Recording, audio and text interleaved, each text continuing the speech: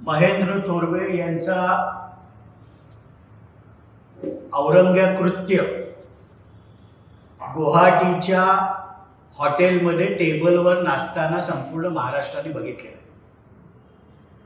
अभूतपूर्व असं यश महायुतीला झालेल्या विधानसभेच्या निवडणुकीनंतर रायगड जिल्ह्याच्या पालकमंत्री पदाबाबत वारंवार राष्ट्रवादीचे प्रदेशाध्यक्ष खासदार सुनीलजी तटकरे साहेब, आमच्या भगिनी महिला व बालविकास मंत्री कुमारी आदितीताई तटकरे यांच्याबद्दल खालच्या पातळीची वक्तव्य करणं हे महेंद्र थोरवे बंद करा, आपल्या औकातीत राहा आणि गणोजी आणि कान्होजी यांच्यासारखी आपली वक्तव्य महायुतीच्या विरुद्ध बंद करा।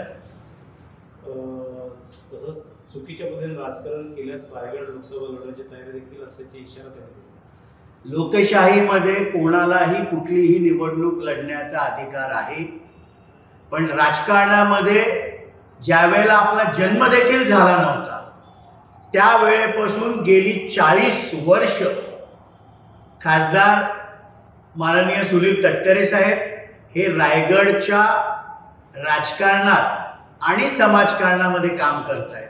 त्यामुळे आपण कुठली निवडणूक लढावी, ग्रामपंचायतीची सदस्य म्हणून लढवावी का लोकसभेची लढवावी, हा लोकशाहीमध्ये आपला अधिकार आहे। सर, गेल्या काही दिवसापासून औरंगजेबाच्या बाबत कुठे उदात्तीकरण केलं जात आहे।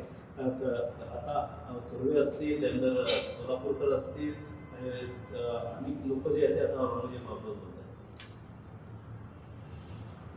औरंगजेब हा क्रूर राज्यकर्ता होता।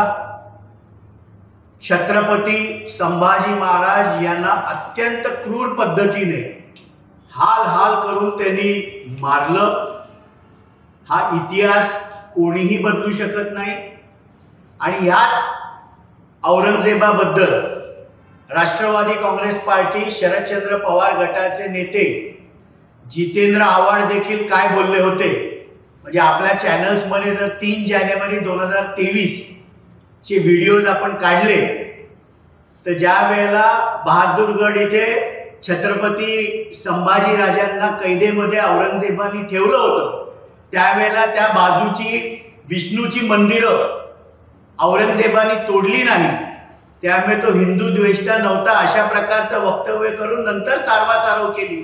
हा व्हिडिओ देखील मीडियाकडे आहे आणि काल महाराष्ट्र राज्याचे मुख्यमंत्री माननीय देवेंद्रजी फडणवीस साहेबांनी सभागृहामध्ये विधान परिषदेमध्ये वक्तव्य केलं की सिलेक्टिव्ह क्रिटिसिझम करू नका, निषेध करायचा असेल तर डॉक्टर जितेंद्र आव्हाडांचा देखील करा। सर, मुंबईत येणाऱ्यांनी मराठी शिकले पाहिजे असे नाही, असं थेट वक्तव्य जे संघाचे ज्येष्ठ नेते भयाजी जोशी यांनी केलेलं आहे। असं वक्तव्य इकडे मराठीचा वाद आहे। मी त्यांचं वक्तव्य पाहिलं नाही, पण घाटकोपर मुंबईत येते। मुंबई महाराष्ट्राची राजधानी आहे आणि महाराष्ट्रामध्ये राहणाऱ्या प्रत्येक व्यक्तीला हे मराठी आलंच पाहिजे। महाराष्ट्राची भाषा ही मराठी आहे। एबीपी माझा, उघडा डोळे बघा नीट।